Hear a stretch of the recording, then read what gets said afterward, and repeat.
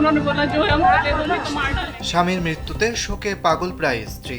বুক ফাটা আর্তনাদে ভারী হয়ে উঠেছে পুরো এলাকার বাতাস। তাকে সান্ত্বনা দিতে আসা মানুষের চোখেও নেমে এসেছে অশ্রু। ঘটনাস্থলে উপস্থিত সবাই মনে করছেন স্বামী হারানোর বেদনায় ভেঙে পড়েছেন এই নারী।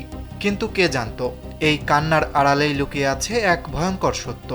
রহস্যজনকভাবে স্বামীর মৃত্যুর খবর ছড়িয়ে পড়তেই ঘটনার স্থলে পৌঁছে পুলিশ। এ সময় নিহতের স্ত্রীকে দেখা যায় অস্বাভাবিকভাবে ভেঙে পড়া অবস্থায়। তার আহাজারি দেখে প্রতিবেশীদের অনেকেই আশঙ্কা করেছিলেন স্বামীর মৃত্যুতে তিনি হয়তো নিজেকেই শেষ করে দেবেন। জীবন অবাক না করলে কে করবে? 28% মিল্ক ফ্যাটের অবাক করার সাথে ফ্রেশ মিল্ক পাউডার। জীবন অবাক করুক প্রতিদিন। তবে ঘটনায় নতুন মোড় আসে ময়নাতদন্তের রিপোর্ট হাতে পাওয়ার পর। রিপোর্টে স্পষ্ট হয় এটি কোনো স্বাভাবিক মৃত্যু বা দুর্ঘটনা নয়, বরং শ্বাসরোধ করে হত্যা করা হয়েছে ওই ব্যক্তিকে। এরপরই সন্দেহের তীর ঘুরে যায় সেই স্ত্রীর দিকেই, যিনি কিছুক্ষণ আগেও কান্নায় ভেঙে পড়েছিলেন। পুলিশি জেরার মুখে বেশিক্ষণ নিজেকে সামলাতে পারেননি তিনি।